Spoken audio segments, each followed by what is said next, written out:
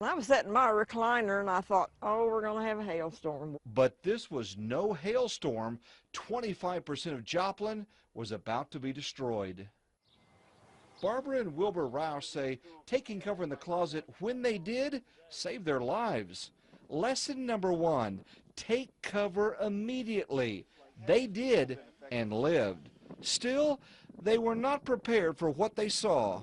Well, that night, the first time I went out on the porch, I went, my God, where's St. John's? 6 people were killed inside the hospital, but the early warnings and the hospital's severe weather planning saved many more lives there.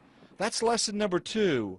Have a safety plan. Couldn't get up with the cars or anything. Nearby, I met Jane and Melvin McDowell. They told me they had no idea there was a massive EF5 tornado coming. They don't own a weather radio, and they were not watching television as the tornado was about to carve a 6-mile path through Joplin. My daughter called and she said, get to the basement. Said, there's one coming right at you, Mom. Lesson number 3, own a weather radio. You could hear the windows breaking upstairs.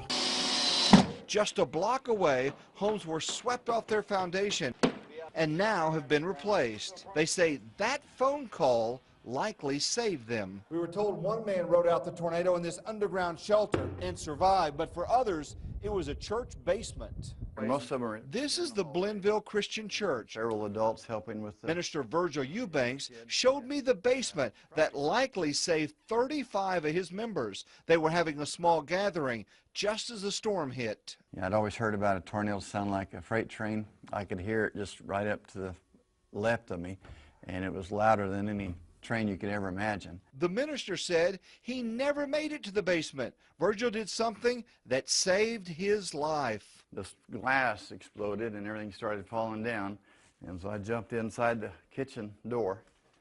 At that time there was a refrigerator sitting here, and I just kind of squatted down behind it. Lesson number 4, take cover wherever you can.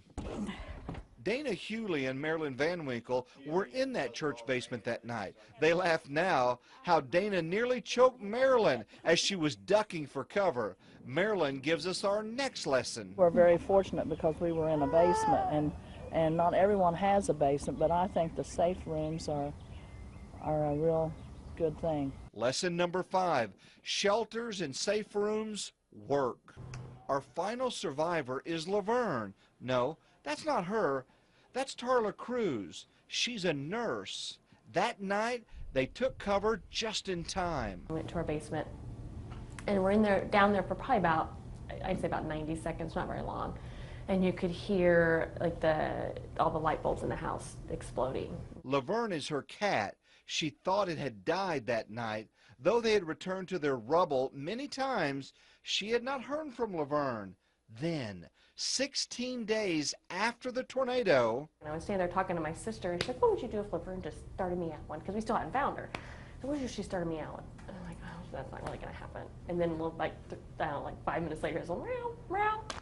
That's just when this picture was taken, and later it made it to the pages of the National Enquirer. Laverne had lost half her body weight and was severely dehydrated, but was taken to the vet and survived.